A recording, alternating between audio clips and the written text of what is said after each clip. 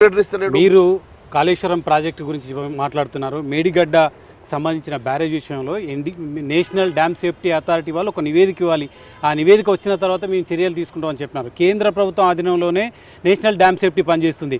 ఆ నివేదిక ఇవ్వకుండా మీరు అనవసరమైన ఆరోపణలు చేస్తున్నారనేది కాంగ్రెస్ వాదన. పచ్చి అబద్ధం అండి. నేషనల్ డ్యామ్ సెక్యూరిటీ అథారిటీ వాళ్ళు వచ్చి ఈ నివేదిక ఇచ్చిన తర్వాత మా నాయకులు, మా అధ్యక్షుడు కిషన్ రెడ్డి గారు కానివ్వండి, లేకుంటే ఆ రోజు మా ఈటల రాజేందర్ గారు కానివ్వండి, వీళ్ళందరూ కూడా వెళ్ళి ఆ ప్రాజెక్ట్ చూసి వచ్చి కుంగిరి అని చెప్పిన తర్వాతనే వీళ్ళకి తెలిసింది కదా, దాని తర్వాత కదా వీళ్ళు వెళ్ళింది. దాని మీద ఇప్పటికీ కేంద్ర నివేదిక ఇచ్చింది. దీని లోపల క్వాలిటీ బాగాలేదని చెప్పేసి, వీళ్ళు ప్రాపర్గా మెజర్స్ తీసుకోలేదని చెప్పేసి, ఇంజనీరింగ్ ల్యాబ్సెస్ ఉన్నాయని చెప్పేసి డ్యామ్ సెక్యూరిటీ అథారిటీస్ దీని గురించి చాలా స్పష్టంగా చెప్పినప్పటికీ కూడా వీళ్ళు దాని తర్వాత దాన్ని ఒక షో చేశారు, రాద్ధాంతం చేశారు. ఈ రోజు వరకు దాని మీద ఎలాంటి మరి చర్య తీసుకోవడం. కాంగ్రెస్ పార్టీకి చిత్తశుద్ధి లేదు, టీఆర్ఎస్కి సంబంధించిన బీఆర్ఎస్కి సంబంధించిన నాయకుల మీద చర్య తీసుకోవడానికి చిత్తశుద్ధి లేదనేదా మీ అభిప్రాయం?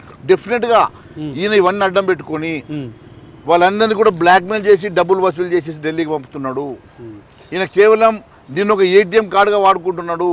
ఈయనకు ఏ రకమైనటువంటి చిత్తశుద్ధి లేదు. దాని మీద నిజంగా ఆయనకు స్పష్టత కావాలనుకుంటే, నిజంగా కూడా ఈ కాళేశ్వరంలో భారీ కుంభకోణం జరిగిందని గతంలో వారు ఆరోపించినట్టుగానే వాస్తవాలు కావాలనంటే ఒక సిబిఐకి ఇవ్వడంలో తప్పేమున్నది? కానీ అనేక రాష్ట్రాల్లో ఈడీ దాడులు చేస్తుంది, సిబిఐ దాడులు చేస్తుంది, అవినీతి పట్ల భరతం పడుతుంది కేంద్ర ప్రభుత్వం. కొద్దిసేపటి క్రితం సీఎం రేవంత్ రెడ్డి గారు కూడా చెప్పారు, మీకు దమ్ము ధైర్యం ఉంటే కేంద్ర ప్రభుత్వ దర్యాప్తు సంస్థలతో మా మంత్రులపైన, మా డబ్బు వ్యవహారంపైన, ఆరోపణలపైన విచారణ చేపించాలని డిమాండ్ చేస్తున్నారు. మీరు దానికి సిద్ధమా? డెఫినెట్గా నేను ఒకటే చెప్తా ఉన్నాను.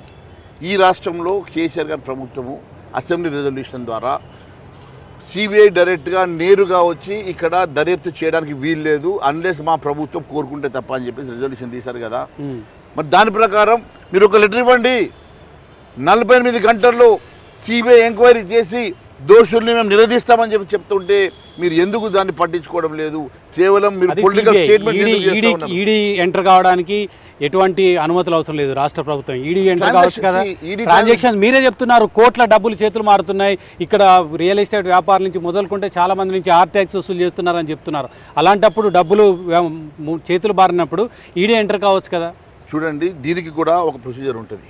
అంటే ఆరోపణలన్నీ ఊరికేనా? చూడండి, మనీ మానిటరింగ్లో దానికంటూ కొన్ని ప్రొసీజర్స్ ఉంటాయి.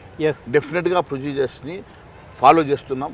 రేపు సమయం వచ్చినప్పుడు రేపు ఖచ్చితంగా అన్ని ఆధారాలతో స్థాయి ఇవన్నీ బయట పెడతాం, రివ్యూ చేస్తాం. కానీ మేము ఒకటి తెలియజేసేది ఏంటంటే, ఈ ప్రభుత్వానికి ఏ కొంచెం చిత్తశుద్ధి ఉన్నా, రేపేంది మా 100 రోజులు అయింది మా ప్రభుత్వం వచ్చి, 100 రోజుల్లోనే మా మీద పడ్డారు, 100 రోజుల్లోనే ఈ రకంగా మా మీద ఆరోపణలు చేస్తూ ఉన్నారు, 100 రోజులు కూడా మీరు ఇది చేయరా అది చేయరా అని చెప్పేసి రేవంత్ రెడ్డి గారు మరి సానుభూతి మాటలు మాట్లాడుతున్నారు కదా. ఈ రకంగా సానుభూతి మాటలు మాట్లాడేటువంటి రేవంత్ రెడ్డి గారికి తెలియదా ఈ రాష్ట్రంలో జరుగుతున్నటువంటి అవినీతి ఏ రకంగా నడుస్తూ ఉన్నదో? మరి నిజంగా మీరు ఇన్ని రకాలుగా ఆర్ ట్యాక్సులు, ఇన్ని రకాలుగా బీ ట్యాక్సులు వసూలు చేసే